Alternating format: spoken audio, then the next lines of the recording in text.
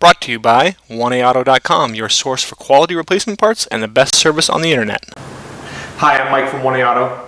I hope this how-to video helps you out. And next time you need parts for your vehicle, think of 1AAuto.com. Thanks. In this video, we're going to show you how to service the headlight on this 2002 Ford Escape, same as any 2001 to 2004. We show you first just changing the bulb if that's all you want to do, and then we also show you the entire procedure for removing the whole headlight assembly and replacing it. Helpful if you have clouded or faded or even a broken headlight assembly. Only tools you'll need are a short Phillips screwdriver and a 10mm socket with a ratchet and extension. If you're just looking to replace a headlight, you'll want to pop your hood, and then you come right over here, and here's the back of your light. You want to reach in and grab the sides of this connector and squeeze. You'll feel a couple little tabs. Squeeze those tabs and pull off your connector. Then you can pull off this boot here. Okay, and now there's a little, I'm not sure if you can see this, there's a couple little tabs here. You push them in and down, and push this one in and up, and this retainer comes out. Okay, and then you can pull your headlight out. Okay, there's your bulb. Okay, new bulb just goes in, reverse of the procedure. Put the bulb in. Okay, it should be lined up with this prong up, two on the sides and one on top. Then put your retainer back in. Push the bottom one up, or actually push it into lock. Push the top one into lock. Okay. Take your boot. Kind of have to stuff it in there a little bit. Just fast forward here a little bit as I get that boot into place. Make sure it goes around the bulb properly and then locks in on the outside perimeter. Get your lead back, and that just pushes right back on.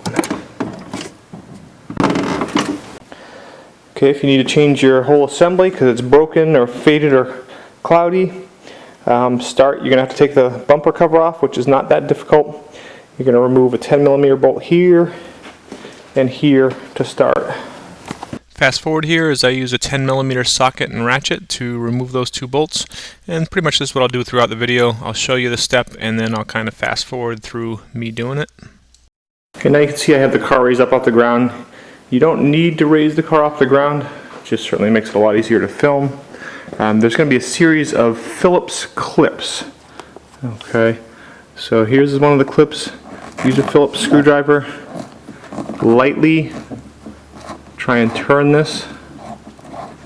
The center should come out.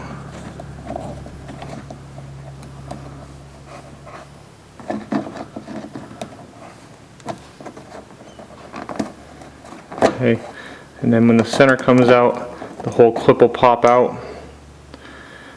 Okay, so there's 3 on the side here. There's 3 on the other side, as well as a couple right up under here, underneath your grill.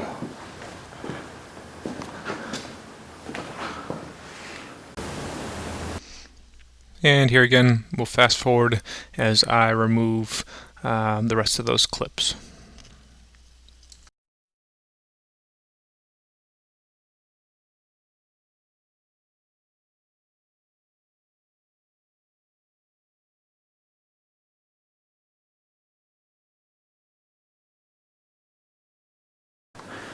Once you get those out, then there are 2 more.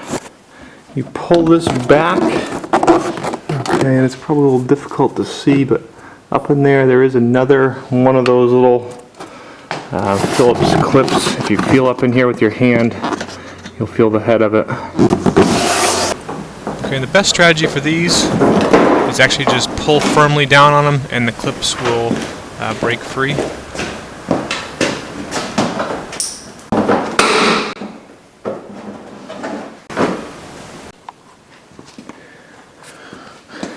Okay, now there are a series of 10mm bolts under here. One there.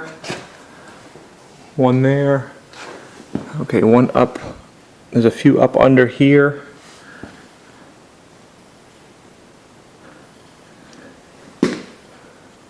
On the other side. I'm going to fast forward through removing these. Because these bolts are up underneath, a lot of times they're rusted from salt and sand and whatnot. So they'll be difficult to get apart, and you could see as I went through in the previous shot, one of them was broken off. And you may break one or two off, but do your best to get them out. One of them, I actually go back, spray on some penetrant, wait, and see if the penetrating oil will help. If you break one or two of them off, it's not the biggest thing. You can put it back together with just one or two of them missing them.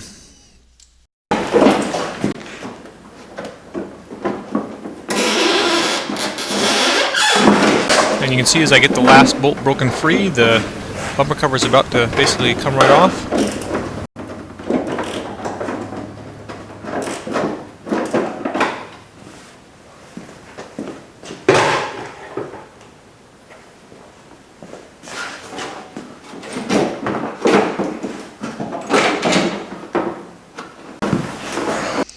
And you can see I've got the bumper cover off now. If your vehicle does have fog lights, then at this point, before you pull the bumper cover too far off, you would want to reach inside and just disconnect each fog light. Now there are 4 bolts that hold the headlight. One here. Okay, one here. And then one over here. And one right down here. And up the speed a little bit as I just remove those 4 bolts.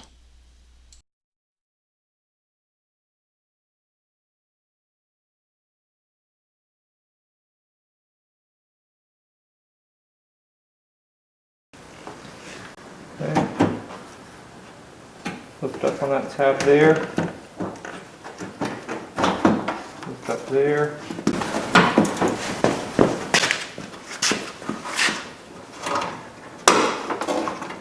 Pull up there. The light comes forward. You can just twist this bulb counterclockwise and it comes out. Again, just like before, just squeeze the tabs on the sides of your bulb connection. And the light is being difficult, so I'm going to go to plan B. If you're not successful getting it out, pull the boot, unclip the retainer.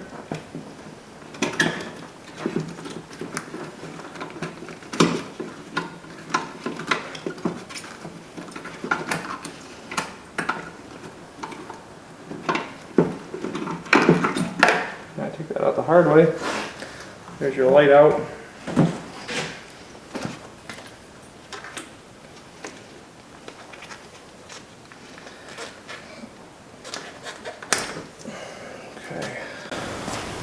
Okay, new light from 1A Auto. One thing you might want to do, you can actually put this nut back on, just kind of finger tight. Take the plastic off the side here. Plug our headlight in. Okay, put our marker light back in, twist clockwise, lock it.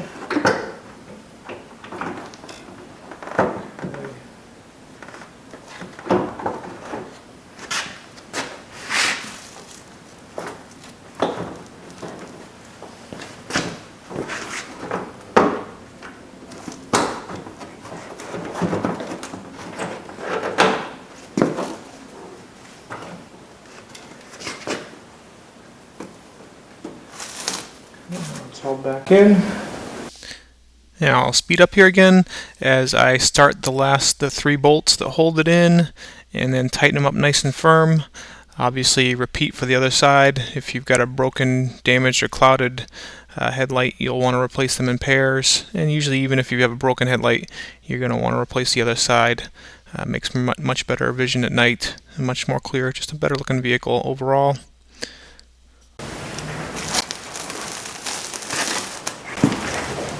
Okay, I'm going to kind of speed through this a little bit. At this point, if the first thing you want to do is make sure that all your clips are out, especially those clips you had to kind of reach up underneath. Make sure those are out of the bumper cover, and then if you have fog lights, reconnect them, and then have your 2 bolts ready for the top, and put the bumper cover back in place, and just kind of finger tighten those 2 top bolts to hold it. Okay, now go up underneath and just make sure that the black lower fascia kind of overlaps the gray part of the fascia. And on my vehicle, the center bolt was still there, so I just kind of put that in and preliminarily tighten it up to hold things in place. Next, you're going to put all the clips back in, and you want to kind of set them up like this. Have the screw kind of just inserted a little bit so that you can push them in place.